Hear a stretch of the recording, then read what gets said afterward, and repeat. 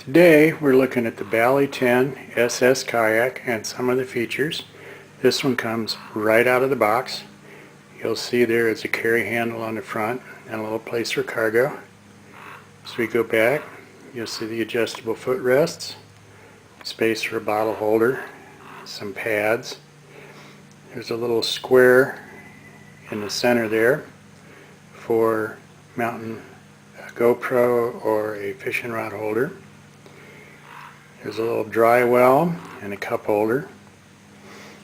You'll see that there's some little map holders on each side. The seat is adjustable. There is no pad for your butt. There's 4 scupper holes in it.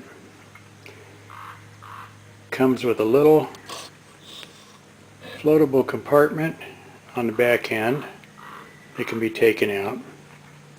And you can see the oar that comes with it. I've seen this kayak in stores. It runs from $188 to about $250.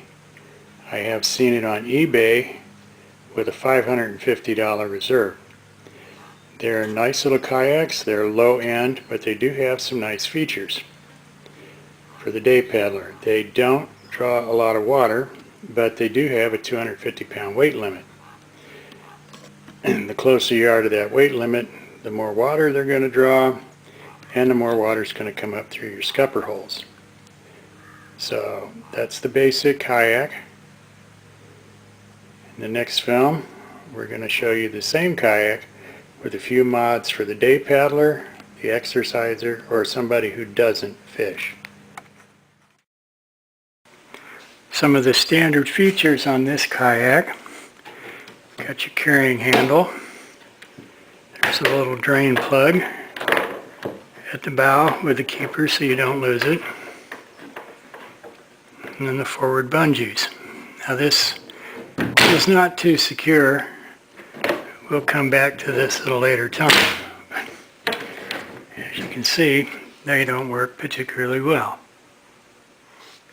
You got your drink carrier, little bottle holder for the standard size water bottle, and you got movable foot pegs. A lot of the sit-on tops have got cast-in footrests. I think these are a little step up from that. There's a little dry well here in the center. Keep your car keys, some small objects in. They say it's waterproof, but they also don't recommend you put your phone in there. This is a little dry well container that comes in the back. It's got a waterproof lid, deck well underneath it, and then the bungee straps hold it in. They just crisscross over.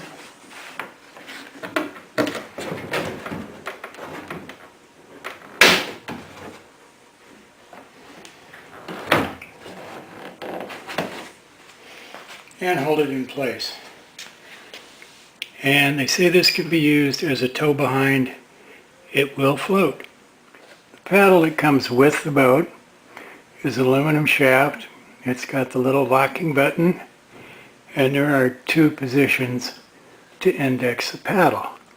The paddle itself is plastic, spade shaped, and you can see that it's riveted on. This paddle is usable, but it's not the best paddle out there. I've also seen these sold separate with the boat. These boats, this paddle came free with it.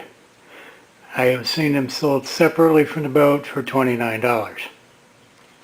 You'll also note here that the drip ring is a little thin, flat rubber washer that sits there. It's not particularly efficient.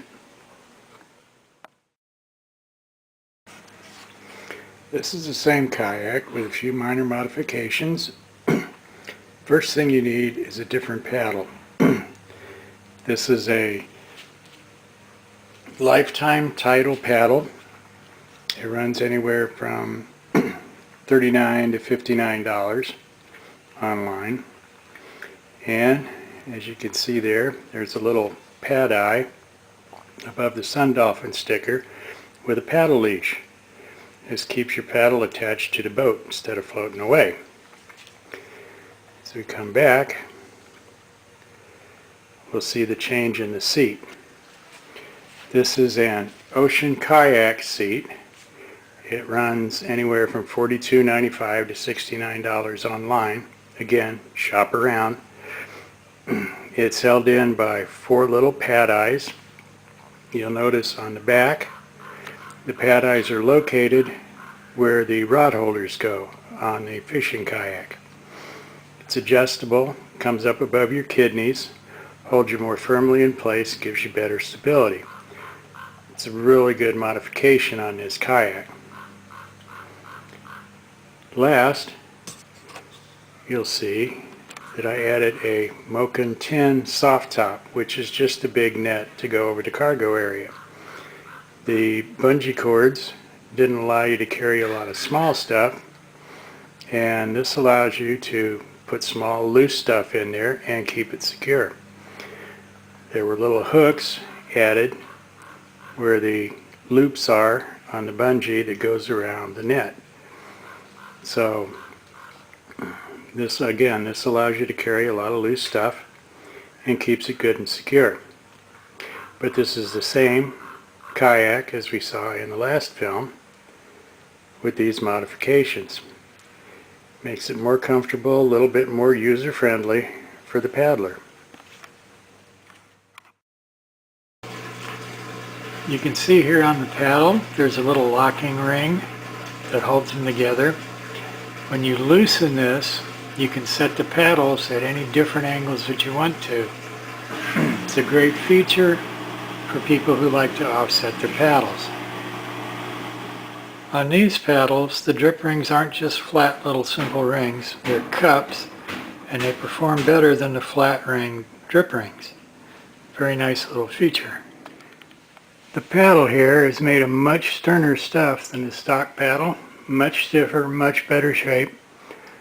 Works a lot better than the spade paddles that come with the kayak. You can see here on the right hand end of the paddle, there's a raised area in a specific location. This tells you where your paddle is indexed, so you've always got the paddle at the proper place to take your stroke. You're not messing around looking at your paddle instead of looking at where you're going. The other end of your paddle leash just slips around your paddle shaft, and like I said, holds it in place if you fall out of the boat, keeps it attached so you don't have to try to swim with it or find where it went later. This is the pad eye for the paddle leash. It's held in with a couple of screws. These are available just about everywhere, and you just hook the leash to it like that. And this keeps your paddle attached to the boat in case you fall out. The seat straps are adjustable.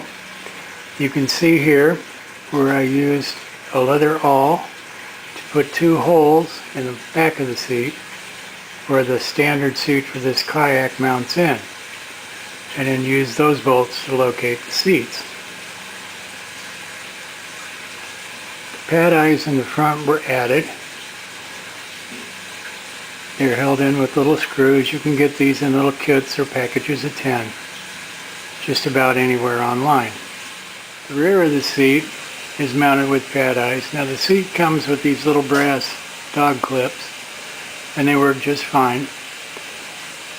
The indentation's nice and flat, a good place to mount them. And these 2 are put in with rivets. Again, you can get these in packages or they come with the kit. They're put in by a standard pop rivet gun. And the rear seat straps are adjustable. This keeps the seat in place while you're paddling. Soft top is just a little cargo net for the back storage area. This one comes with these nice little Velcro tabs. It's secured with these little J hooks. They run 50 cents a piece at Austin Kayak, and I have seen them as high as $3.85 a piece on some sites. So when you're looking for these things, be careful.